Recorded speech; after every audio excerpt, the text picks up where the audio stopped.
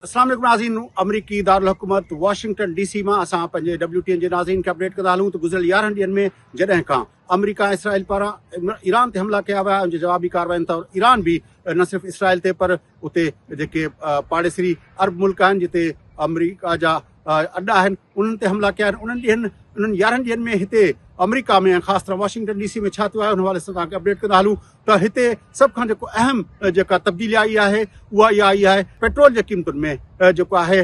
30 खां 50% वाधारो थियो आहे, जेको सिधो समबार जेको आहे अवाम जे कुल्हनि ते आयो आहे, जंहिंजे करे अवाम में काफ़ी बेचैनी जेका उहा महसूसु कई वञे थी। जॾहिं त ॿिए तरफ़ असांखे जेको ही हाउस तव्हां पोयां ॾिसो था, जेका बिल्डिंग जंहिंखे कांग्रेस बिल्डिंग चवनि था, जंहिंमें अमरीकी जेका आहे जेका ॿई ऐवान जेके आहिनि जेका कांग्रेस जा यानी सीनेट ऐं पंहिंजो हाउस ऑफ रिप्रेज़ेंटेटिव यानी ऐवानी नुमाइंदगान जेको आहे उहे हिते वेहंदा आहिनि। उन्हनि ॿिन्ही ऐवाननि में डेमोक्रेटिक पार्टी जे पारां सदर ट्रंप जी जेका जंग जे बारे में जेका पॉलिसी आहे उनजी मुखालफ़त में उन जंग खे रोकण लाइ उन पॉलिसी खे चैलेंज करण लाइ जेको करारदाद पेश कई वई, उहा करारदाद पहिरें सीनेट में पेश कई वई, पर सीनेट में भी डेमोक्रेटिक पार्टी खे अक्सियत हासिल न थी सघी, छाकाणि त उन करारदाद जी मुखालफ़त में 53 वोट पिया, जॾहिं त उन करारदाद जी हिमायत में कुल 47 वोट पिया। उहो साॻी करारदाद जॾहिं डेमोक्रेटिक पार्टी ऐवानी नुमाइंदगानी यानी हाउस ऑफ रिप्रेज़ेंटेटिव में पेश कई त उते 219 वोट जेके आहिनि उन करारदाद जी मुखालफ़त में पिया, जॾहिं त 212 वोट जेके आहिनि उन करारदाद जी हिमायत में पिया।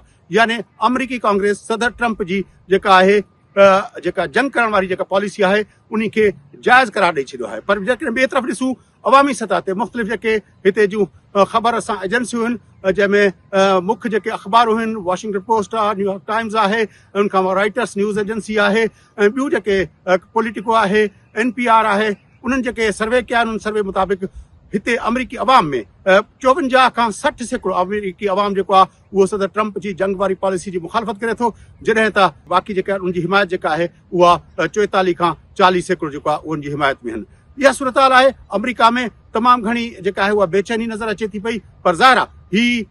साल जेको आहे इन करे बि इम्पोर्टेंट आहे, अहम आहे, छाकाणि त ही साल चूंडनि जो साल आहे। हिन साल नवंबर में मिड टर्म चूंडूं थींदियूं। सदर ट्रंप अॻे ई चई चुको आहे त जेकॾहिं मिड टर्म चूंडुनि में डेमोक्रेटिक पार्टी खे अक्सियत मिली वई हिन कांग्रेस जे अंदरि त उहा जेका आहे उनजी इम्पीचमेंट कंदी, ऐं ज़ाहिर आहे सदर ट्रंप जे लाइ इहो तमामु अहम जेको मामिलो आहे। जेकॾहिं तंहिं करे हिन वक़्तु जंग जेका आहे उहा अमरीका जी सियासत, अमरीका जी अवाम खे डायरेक्टली अफेक्ट करे पई, अमरीका जी सियासत उनजा तमामु घणा असर पवंदा। तंहिं करे सदर ट्रंप जे लाइ इन जंग में